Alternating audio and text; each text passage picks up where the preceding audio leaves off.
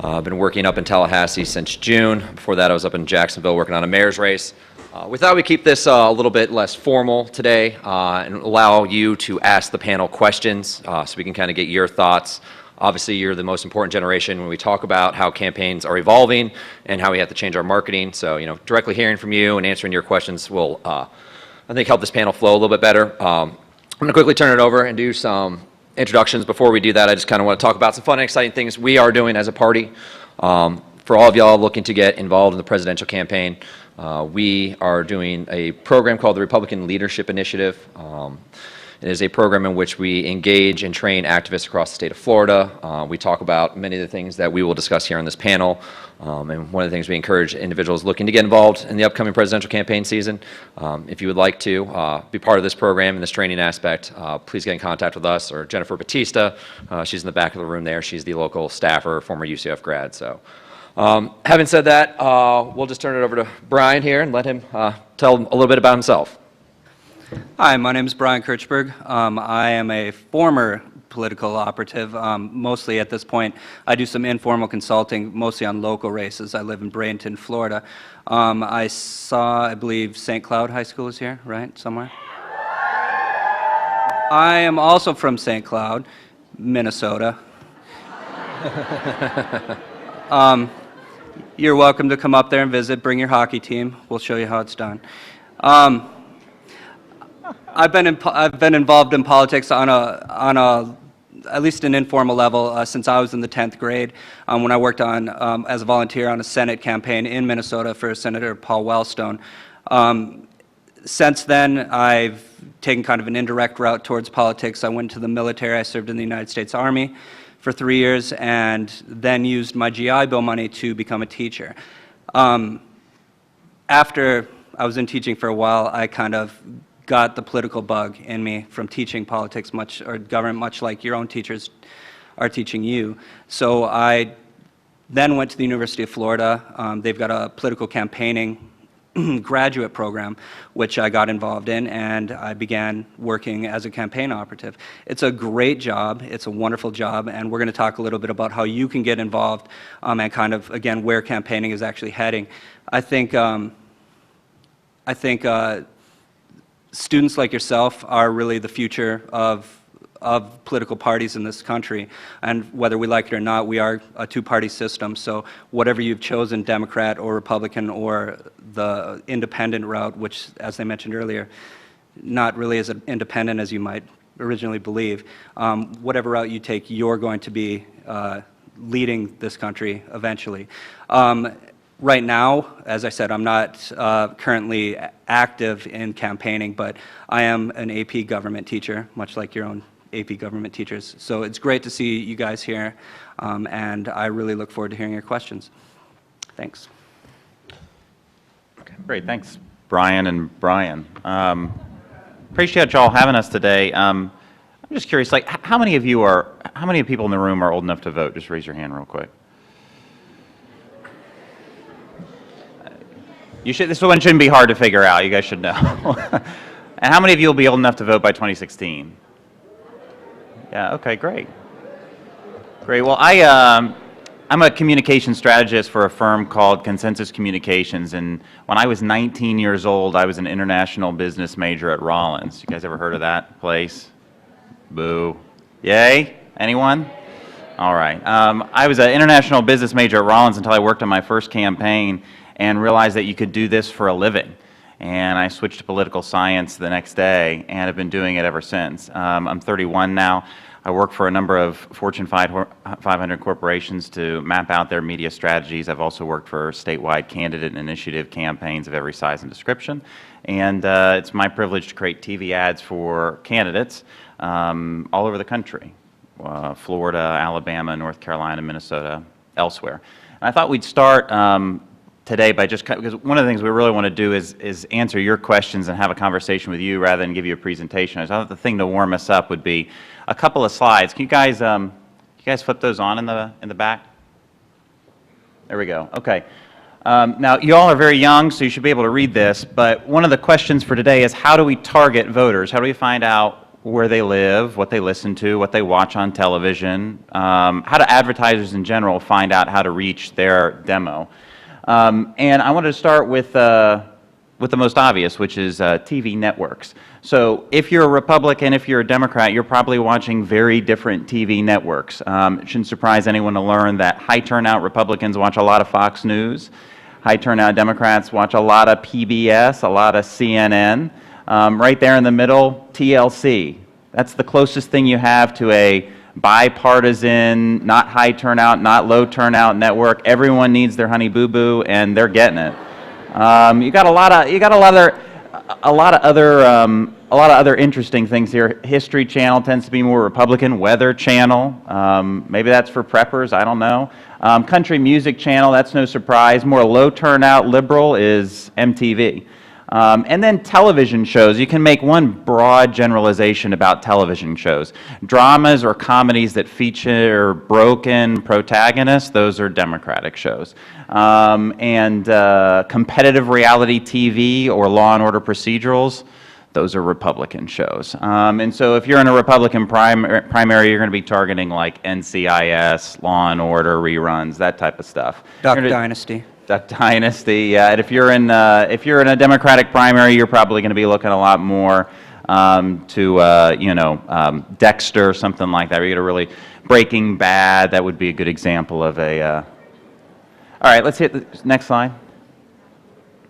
How about what we eat? So. Oh. There you go. High turnout, high Republican, Cracker Barrel. Does that surprise anyone, Cracker Barrel? And of course, we get that back, thank you. And then of course, high turnout, high Republican Chick-fil-A, God's Chicken. Republicans are representing. And then, Chipotle with its very particular finicky, organic, locally sourced, blah, blah, blah. That's more liberal. And then, of course, your whole rung of fast foods, KFC, Burger King, Wendy's, pretty bipartisan, but they skew a little bit to the right. Last slide. So this may be the most important one. This is only for those in the room who are over 21, because when you are planning a party, it's very important to know who is coming to your party, whether it's Republicans or Democrats, because they drink very different types of beer. And this is important to understand when targeting your voters. So you got the light beers; those tend to be Republican beers, Mick Ultra, Miller Lite, Coors Light, that type of thing. Democratic beers tend to be darker, heavier. I don't know what that means, if that says something about our psyche. But there you go. Know who's coming to your party before you stock your fridge. Unless you're under 21, then don't stock your fridge. I'm going to kick it back to Brian to go ahead and start with the questions. Okay, so we'll open it up to questions from the floor. So if anyone would like to be the first volunteer. Okay, so I have a question for just like the general Republican Party. How do you guys feel about Trump?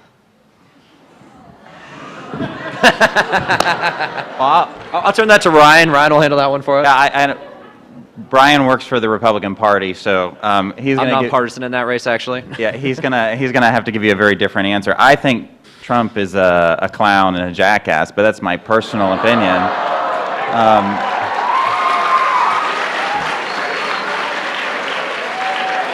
And I'm a. So how about that? The two parties can agree on that one thing. And that's, look, the question is what's he tapping into? Obviously, there's a significant percentage of Republicans who find his candidacy appealing. What is it? Is it the kind of reactionist, xenophobic wing of the party? Does that party really exist? Or is it just kind of Trump's tapping into this strong outsider strain that both parties feel? Is it maybe the same strain on the right that Bernie Sanders is tapping into on the left? I think there's a good case to be made for that both parties are struggling right now with trying to tame and rein in their right and left wings. And what the big question is, traditionally what happens is Republicans fall in line and Democrats fall in love. Has anyone heard that expression? Democrats nominate whomever their heart tells them to nominate. Republicans nominate the guy who came in second last time. We've been doing it for a long time. Republicans nominated Mitt Romney, and before that, they nominated George W. Bush, but that was only because they didn't have someone who came in second the last time, and he was the closest thing we had because his dad was president. Before that, we nominated Bob Dole, and then George H.W. Bush. Ronald Reagan was the guy who came in second to Ford. That's what Republicans do. The question is this time, are they going to do something different? And they just kind of throw out the baby with the bathwater and nominate someone who's completely out of left field. And what will Democrats do? Right now, it looks like they are on their way to a coronation of Hillary Clinton. That looks less and less certain every day, but is Bernie Sanders really kind of the middle-of-the-road candidate who, I mean, someone in his 70s who's going to speak to the future and win the average middle American? I don't know. But what will be interesting is over the next few months as we head into the fall and then into the winter, and we have to start getting serious about picking a nominee. Do we continue to engage in these romance with outside candidates, or we settle in with an establishment candidate, which is what Republicans typically do? I don't know, but it'll be interesting to watch. And actually, if I can kind of piggyback off that, one problem or one issue that the Republican Party is going to have, if we assume that Donald Trump is going to not be the nominee, how do you keep his followers? How do you not alienate his followers? A lot of times how you would do that in a race like this is you would maybe choose him as the vice presidential candidate, but I don't think anybody sees Donald Trump as the vice presidential candidate, do you? So how do you keep his followers without keeping Donald Trump? That's going to be an interesting question that the Republican Party is going to have to actually answer. Anybody else have a question? We have one over here. Nope. Sorry. The podium's blocking me. Hello, I'm Jonathan, and I want to know if you were a presidential candidate, what would your plan be for immigration and why? I guess I'll go ahead and take that one. If I were a presidential candidate. If I were a presidential candidate, I mean, again, this comes back to, if we're speaking on a partisan basis, the Democrats and the Republicans are going to have very different views on that. But there's no denying, as some of the other panelists that were up here this morning were saying, the Hispanic Latino population is the fastest growing population in the United States. You cannot ignore that. You must, as a president, if you're going to be a president of the entire United States, you've got to address the issues that the Latino population is passionate about, and immigration is front and center of that. So how would I address it? I guess I would start by listening, I think, and actually talking to Latino voters, Latino residents, and seeing what it is exactly that they would like to have done. I guess that's it. I think from a public opinion standpoint, there's a relatively broad agreement on some of the broader strokes of immigration reform. You get high 50s, high 60s, even low 70s on some key planks of immigration reform across both parties. What we're having a debate over is what type of debate we want to have, and that's what's bizarre about the immigration reform debate. Particularly within the Republican Party, we're in the midst of lighting our hair on fire about immigration, and as a result, what we've done is turned ourselves into the caricature that the media has so desperately sought to describe us as. And that's the biggest problem for the Republican Party. As for Democrats, they run the risk that in an effort to cater to Hispanic voters, that they completely ignore traditional Rust Belt, white American, middle-class union voters who would traditionally be Democratic voters. So the Democratic Party needs to be careful they don't tack too far to the left. The Republican Party needs to, kind of get rid of the circular firing squad on immigration reform. But that's kind of one of the things we do best. I think the biggest thing in terms of how to talk about this issue is tone. When Ronald Reagan spoke about immigration reform, he used his city on a hill metaphor. How many of you are familiar with the city on the hill? Has anyone heard this? So Ronald Reagan referred to America as a city on a hill, and when he spoke of immigration reform, he said, and if that city must have walls, then let it also have doors, and let those doors be open and wide to anyone with the strength and the will and the courage to reach them. That's how Republicans should speak about immigration and immigration reform. Right now, one of the reasons you have Trump's rise is because he's not speaking about it like that. He's not only not politically correct, but He's just angry, and he's channeling some of the anger about an issue that for 3 decades hasn't really been resolved. And right now in our government class, we are learning about the elitist, pluralist, and hyperpluralist theories. Which theory do you identify with, and do you think it's associated to political party?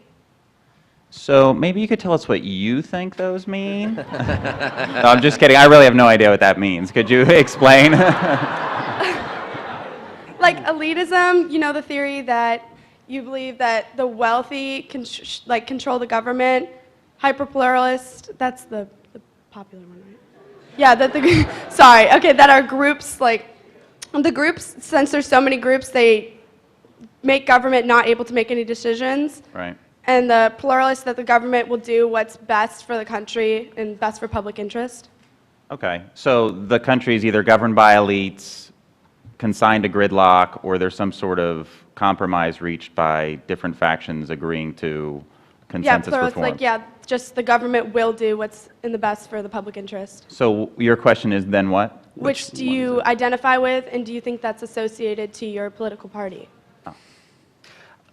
Actually, I felt like you actually explained that very well. Thank you. Like I said, I'm an AP government teacher, so I was just content to let him sweat that one out. The answer, of course, like almost everything, is it's not quite that simple. It's not one of those 3 things. At certain times, we are an elitist. We do have an elitist political society where the wealthy do seem to control it. And when you look at the amount of money that's actually put into campaigns, you see that fairly clearly. With the hyperpluralism, the issue that we've got gridlock because there are so many issues that they bump up against each other, that happens too, but sometimes it's masked by other things. And what you see, for instance, in governing in Congress is that there's not very much happening, but I don't know if I would really blame that on hyperpluralism. I think I'd blame that largely on the competitive nature of elections and the idea that nobody seems to want to let the other side get a win. No, that's governing, that's not necessarily elections. So, I mean, the short answer is it's at different times it's all of the above.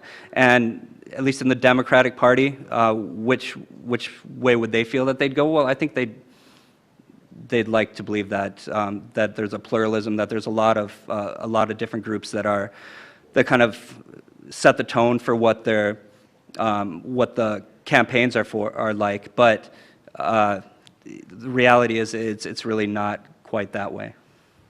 So thank you again for the very thoughtful question and the tutorial on what it means. I think you know, the only area I differ with Brian is that I think the effect of money in politics is actually overstated. Americans spend more money on potato chips than they do on political campaigns. And that is really telling because political campaigns elect the most powerful people on the planet. And we love our potato chips, I know, but let's be honest, in terms of the scale of money to power, there's really no connection there. And I don't think that money explains extremism, and that would be hyperpluralism, is that correct? I don't know that that explains hyperpluralism. I'd say the greatest contributor to hyperpluralism would be the extreme drift in both parties, and that's being caused by, frankly, the rapidly increasing number of independents and unaffiliated voters. How many of you would say that you're an independent, unaffiliated, third party, anything like that? Okay, so a lot of you, in fact, 50% of millennials say that they are independent, and this is the highest number of folks who have ever said in any age cohort that they're independent. What that means is the parties are left to those who are more extreme. And what that helps produce is more extreme nominees, not only at the presidential level, but at the state, local level as well. And that's also, you know, the other thing that contributes to that would be the increase in gerrymandering. Not just the increase in gerrymandering, people have been gerrymandering for a long time, but the technological tools that are available to gerrymander. It's now possible to use big data to create the most ideal possible districts. And what that means is You're able to nominate candidates who have won primaries and don't really have to win general elections. So the biggest race a lot of these candidates will face is not their general, it's their primary. And that means that the issues they're getting elected on are base issues and not middle-of-the-road general election issues. And I think those things contribute to gridlock in Congress in particular. And then the last thing is, I see this in polls all the time. We often ask, would you rather that your elected official go to Washington and compromise, or would you rather that they go to Washington and stand up for their principles? Because often those two things are contradictory. And overwhelmingly, people say they want them to go to Washington and fight. They don't want them to compromise. They sent them there to go represent their values, not to compromise and, quote, get things done. And those are just kind of the structural factors affecting the way Congress and other major institutions work now. But I think one question that you have to ask at that point is, if you go to Washington and you decide that you're going to get things done, you're not going to compromise, at what point, if you can't get anything done, do you work to get a little bit of what you want rather than all of what you want? And that's, I mean, that's a fundamental problem in legislating.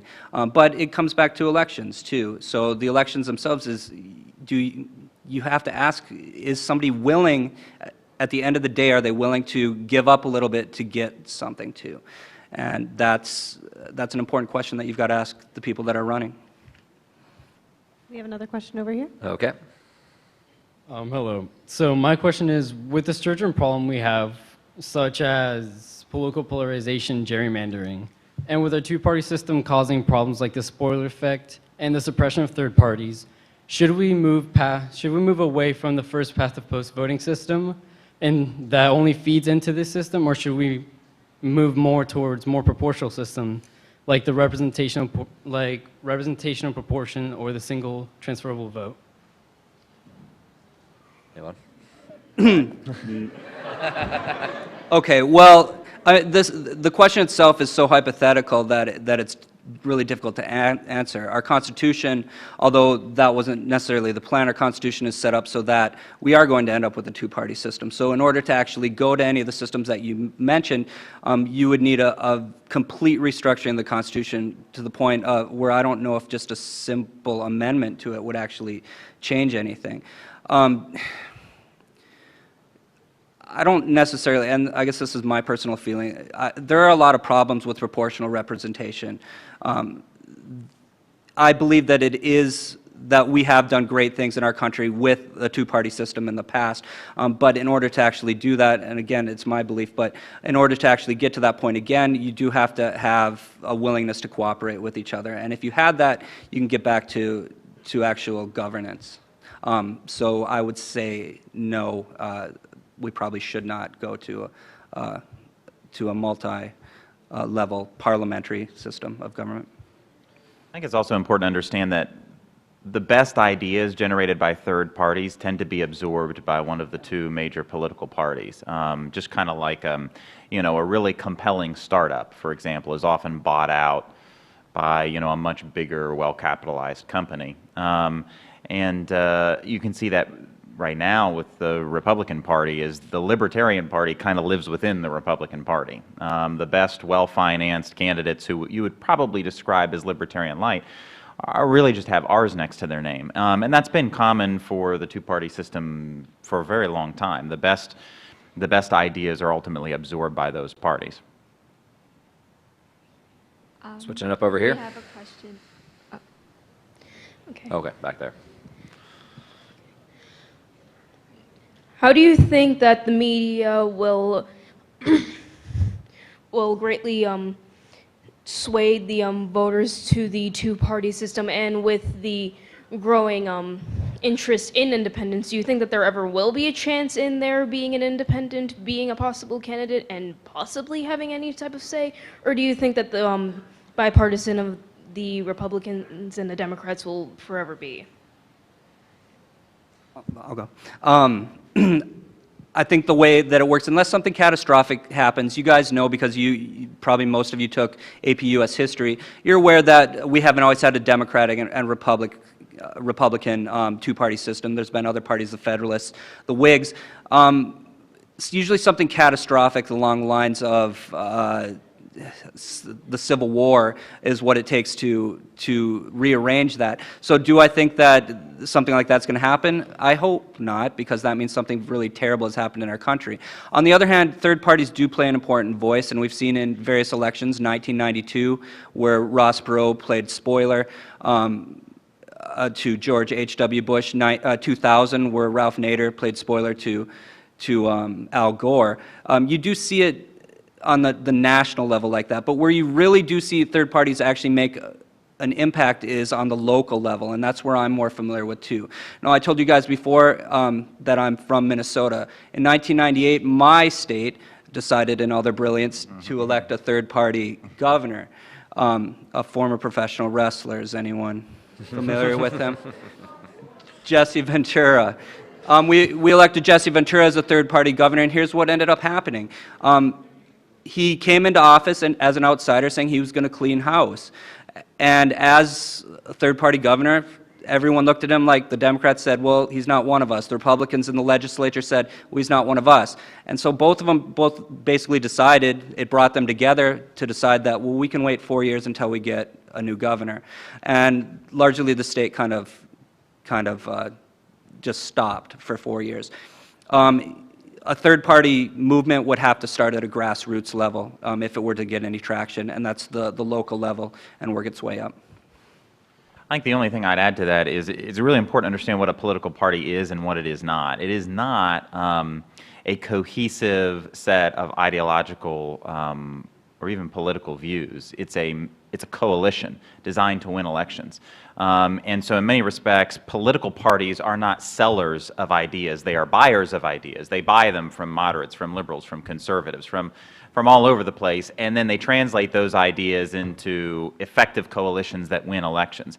The real question is, could some third party, whether it was, you described it, kind of an independent party, ever form a coalition of disparate views that nonetheless is designed to win an election? I think it would need to have some sort of cohesion. There would need to be some sort of common idea about what its party, what its adherents stand for. And the truth of the matter is that's been really difficult to form. You have, like, as Brian just said, you had a Ross Perot in 1992 get 19% of the vote, but he was channeling anger and frustration and a desire for reform, but it wasn't a consistent platform, so to speak, and that's what's often lacking and would be difficult with independents, because independents aren't really moderates in many respects. There are independents who lean Republican and independents who lean Democrat, but there are also independents who are too extreme for both parties. There are independents who, one of the reasons you frequently see the Republican Party has low ratings is because a lot of Republicans hate their own party and think they're doing a bad job. And so you get a lot of those end up being NPA or independent or unaffiliated or some third party. They're not really moderate. They're just angry at the two-party system. And that itself is not sufficient. It's not a sufficient organizing principle for a new party. Do you think international compromise and appeasement are generally effective or harmful, especially when it comes to the war on terror? So the question is, do we think that appeasement is effective when it comes to the war on terror? No. I agree. No. I think generally, I guess this is not my realm of expertise, but of course I did take political science, so I am pleased to comment on something that happened to me 12 years ago, and that is that I think international relations are still very much realpolitik. I don't believe that international institutions really truly build consensus. I believe they're just apparatus for nation states to pursue their own objectives. And so I believe that nation states would do, for the most part, is what is in their own interest.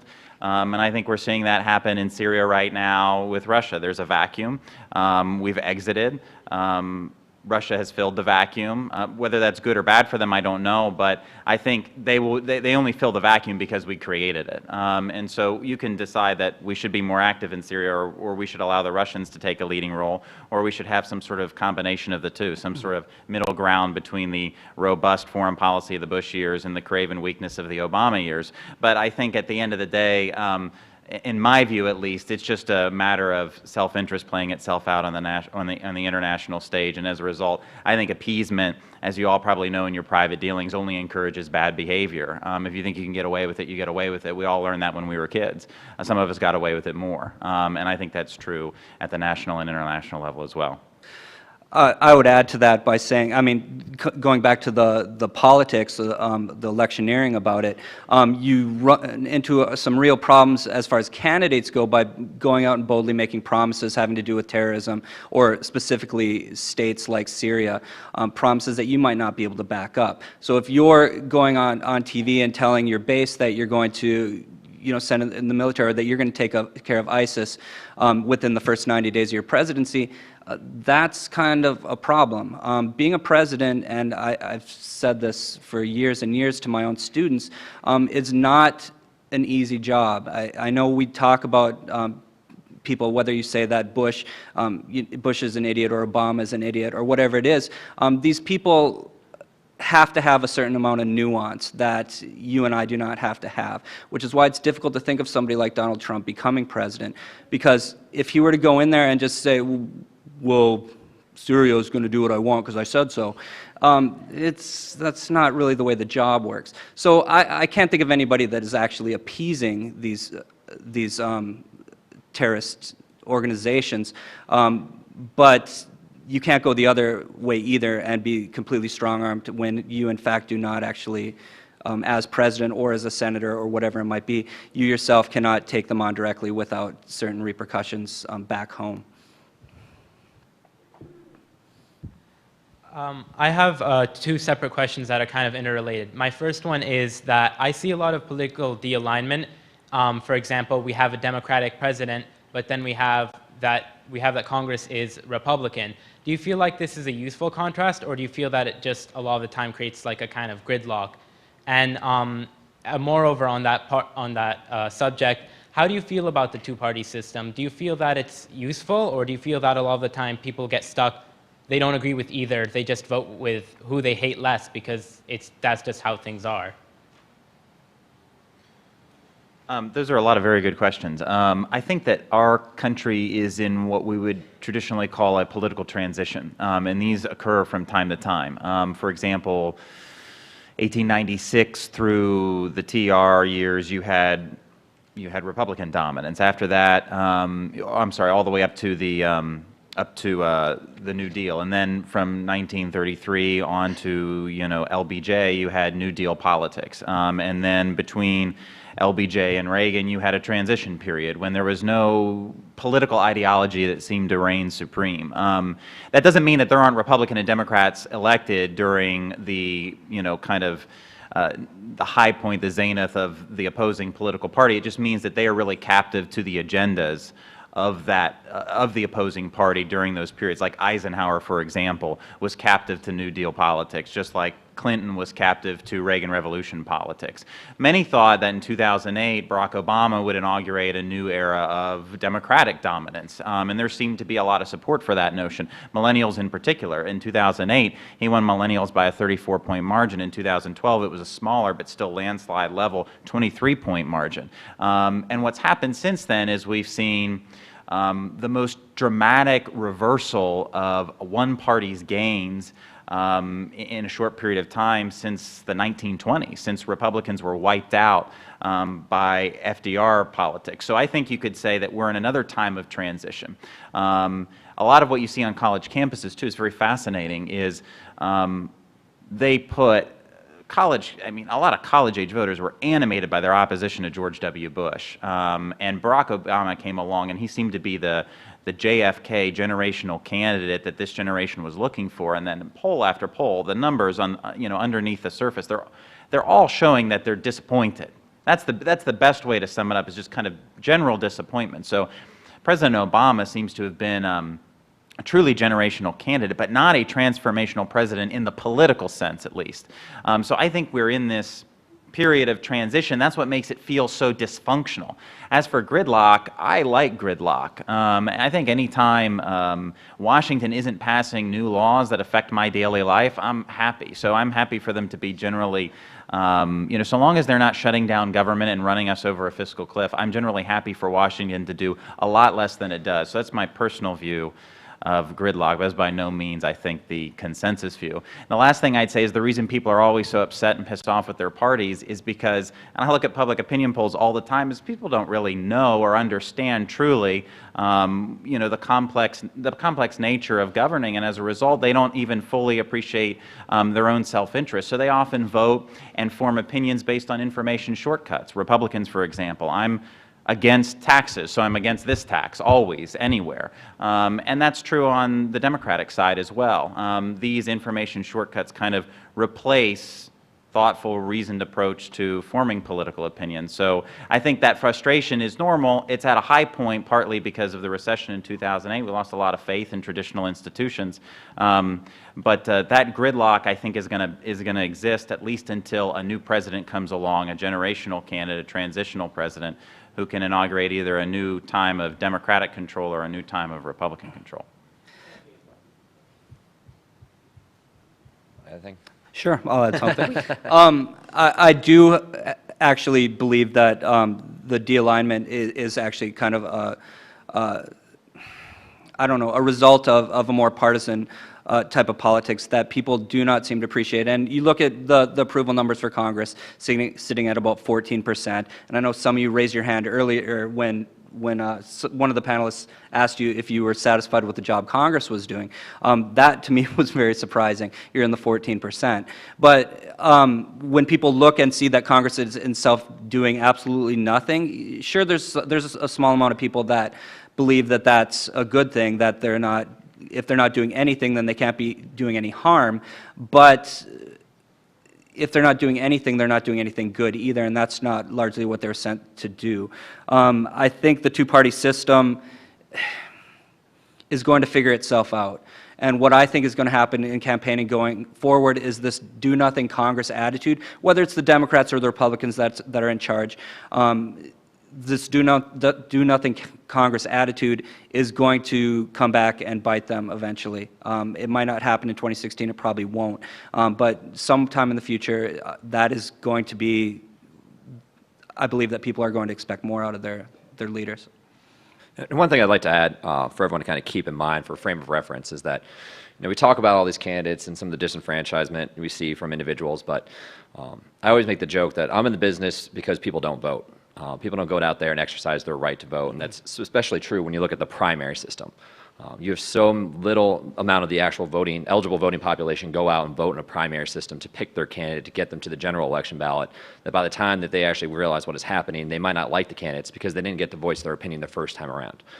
So that's one thing you should always encourage yourself and think about when you're engaged in the two-party system is that, exercise your vote early, because if you don't vote in the primary system, it can lead to a lot of this disenfranchisement on the general election ticket.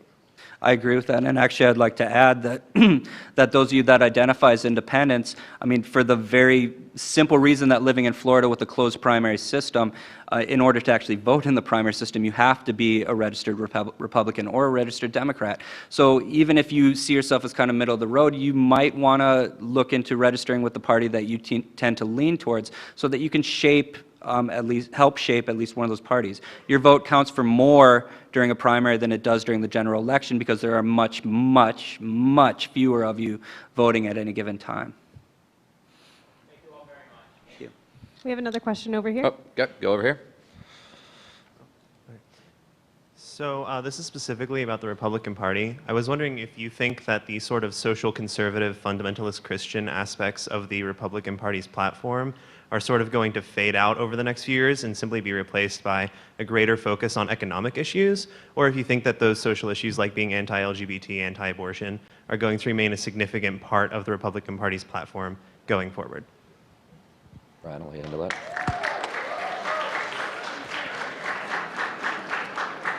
I think that's a wonderful question. I wrote a book on the politics of millennials, and that was one of the key questions that I attempted to tackle, I assume for the same reason you're asking it, which is a lot of millennials say, they say it in focus groups, they say it in public opinion polls one way or another, we'd really love like a pro-legalization, pro-gay marriage Ronald Reagan, like why can't we get that? And that it's the traditional, the views on traditional marriage and so forth that weigh down the Republican Party with younger voters. I think there's a lot of truth to that. By the way, I think there's truth to the criticism. You know, how can the party of small government say it's really for small government when in many respects it's not? How can the party of small government say that, you know, marriage license need to be registered with Washington? When did we say that this whole marriage thing is really great? We ought to have two people in government. That really would make it perfect. Government makes everything better, right? So I think there's a legitimate point to be made, but I do think it will take quite a long time to get there, because frankly, one of the traditional pillars of the Republican Party is, you know, evangelical Christian voters, a very, very strong pillar of the party. And to get those voters to decide that they're going to be kind of hands-off on the issue of marriage, you know, something along those lines, it's going to take a long time until millennials become the ascendant voting bloc, which they're not right now. They may be the biggest generation at this point, but they're not the ascendant voting bloc. That would be baby boomers. And the only social issue that I think that was probably here to stay. I mean, maybe, so the answer to your question is I think 10, 15 years from now, maybe that transition completes itself, with the exception of abortion. Abortion is the one social issue on which millennials, you know, they don't see it any differently than prior generations do. They track to the general population for the most part on the issue of abortion, so I would expect that one to remain kind of opposition to abortion remain a core provision of the Republican Party for a long time. I have two questions. My first one being about taxes. What are your thoughts on Trump's plan for tax breaks for people who make less than $25,000 a year and for college students? Well, I think it's a great thing to say if you want people to vote for you. But beyond that, like I would ask any candidate with a bold plan like that, how are you going to do that? Are you going to get Congress to actually go along with that? And if if you believe they are going to go along with it, can you get them to state it publicly? But it's a pie in the sky sort of idea that really has no actual way of happening. The president can do a lot of things unilaterally.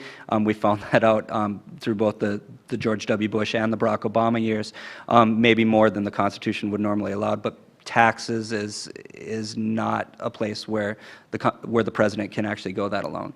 And I'm sorry, what was your second question again? Okay. Write your congressman about that. Well, we'll get that fixed. We have another question over here. Okay. Okay, so, sorry. When collaborating for like things for social media and making videos and things for the campaigns, what group do you target the most, and how did you come to like that conclusion of why you target that group? Very good. I'm sorry, the question is using social media specifically? Yes. So, but you're not, like, not TV, nothing like No, TV also, like TV, and okay. video, just media How do you and know who to target? Yes. Well, that depends on, obviously, whether you're running in a general and a primary. If it's a general, your voters are going to be entirely different. But let's say it's a primary. If you're a Republican, what's amazing right now is you used to not be able to do a lot of television in a Republican primary, but now, because of Fox News, Republican primary voters are so concentrated on Fox News that it's very cost efficient. And I mean cost efficient from a per voter standpoint, impression per voter standpoint, to be on cable TV on Fox News in a Republican primary. So that's usually the first place you go. Now, as technology is advanced and hopefully drags television along with it, what you'll see is the addressable television, so to speak, that I would be able to find you specifically as a voter on television. Right now, the only way I can do that is online, right? But the big problem with online is that in many respects it's viewed as engagement but not persuasion. So you can organize your folks and mobilize them, but you can't really change the minds of others. And I guess as evidence for that, I would ask you how many times one of your friends' political posts on Facebook ever changed your mind. And so usually it becomes a tool for mobilizing your folks. Now that's changing as video, because of video, frankly.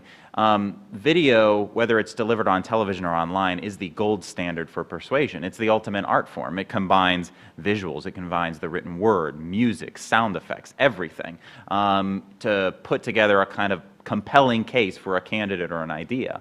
And so what I think and hope will happen is that this is online, this is on TV, that division will just disappear in the future, 10 years, 15 years from now, and it will just be addressing video content to individual voters. That, I hope, is the future. For right now, like in a Republican primary, it's finding that, remember I showed you earlier what key networks, Republicans versus Democrat, it's finding them on that network and sending it there.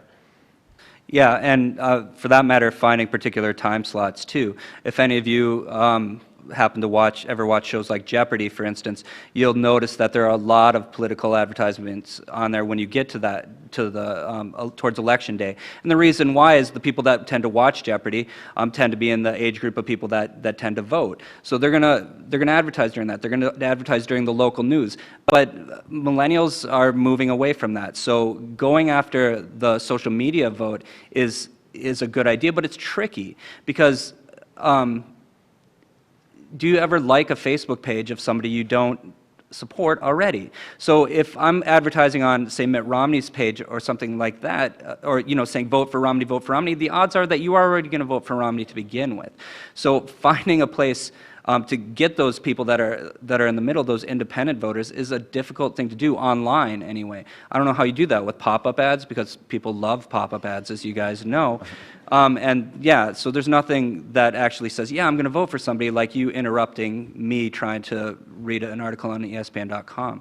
I don't know what the answer for that is, but maybe it's got to be some more subtle in-text stuff that you're seeing, or maybe advertising, advertising that just kind of is there, but isn't intrusive. I'm just kind of curious, how many of you all have Netflix? Just show of hands. Yeah. How many of you all, wait, hold on a second. How many of you all have Hulu?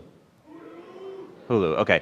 I actually don't have cable at all, and I have both Netflix and Hulu.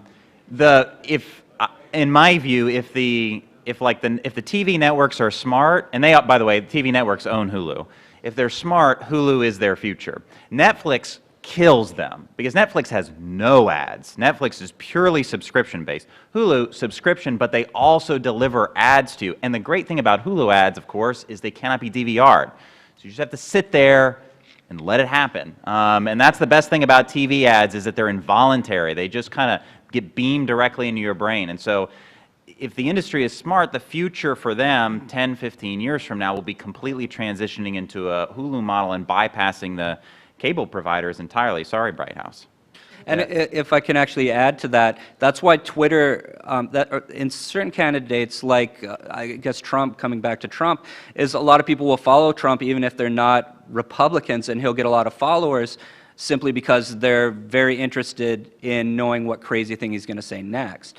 And so that actually perpetuates certain candidates and makes them want to say outrageous things, because then they'll get the retweets out of it and everything. I don't know if that's effective campaigning. In fact, it isn't. But it certainly adds to your name recognition, which is not a small thing in campaigning. Yeah. And one thing I'd like to add too is, looking at your generation coming through the system, the role that your cell phone plays and how we're going to market and do advertisements through to the millennial generation is going to be drastically different from anything we've seen. There's a lot of vendors out there, trying to explore it. No one's really gotten the math right on it yet. But when we look at targeting the individuals in this room, the voting age population of 18 and above, we can't use the traditional tools we used in the past. Specifically targeting baby boomers had landlines and TV and listen to radio.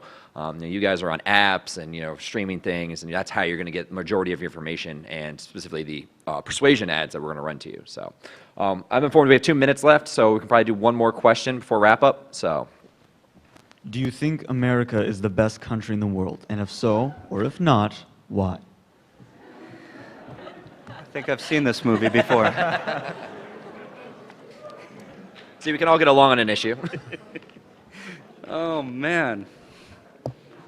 We could probably do one more. Oh, go ahead. Oh, we're going to answer that? Okay. It really depends on what you're talking about. Do I love my country? Of course I do. And I'm a homer when it comes to that. USA, USA, USA. Can we be improved? Of course we can. God, I don't know how I'm going to outdo Jeff Daniels on this. We have a lot of room to improve. I think the place we should start is picking leaders who are more willing to work with each other, or at least talk to each other, to be in a room with each other without spitting on each other. So I would start with that. I'll take the bait. I do happen to believe that America is the greatest country on earth, and it has nothing to do. It has nothing to do with statistics related to gun violence or teen pregnancy or anything like that.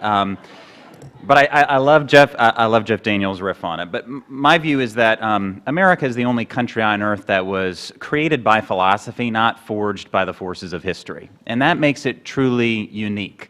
And when I say unique, I don't mean kind of chest-banging American exceptionalism unique. I mean someone had a better idea. For thousands and thousands of years, what you did in life was determined by who your parents were, and who you hated and who you loved was determined by what color your skin was. And it took a long time for America to go from a country that enslaved people to a country that now has the first African-American president. But we did that because we were always looking back to those founding documents and drawing inspiration from them and deciding that this country is going to get better each decade, each generation, each century, and it has. I'm reminded of this wonderful story I heard of, a woman who had fled. She had fled Poland during the Cold War, and she was a refugee in England. And she said of the English, "They're a wonderful people. They would always ask me, is there anything I can do for you? Is there anything I need? And by the way, when are you going home?" And she said eventually she came to America, and the Americans were wonderful too, and they always asked her, is there anything we can do for you? What do you need? And when are you going to become an American? And that is a fundamentally different view of citizenship. It doesn't matter where you were born, what God you worship, what creed you swear to. What matters is that you believe in this experiment that we are all participating in right now. And that is unique, and it's special, and it makes America the greatest country on earth. All right, well, thank you everyone for your questions. Thank you panelists for being here today.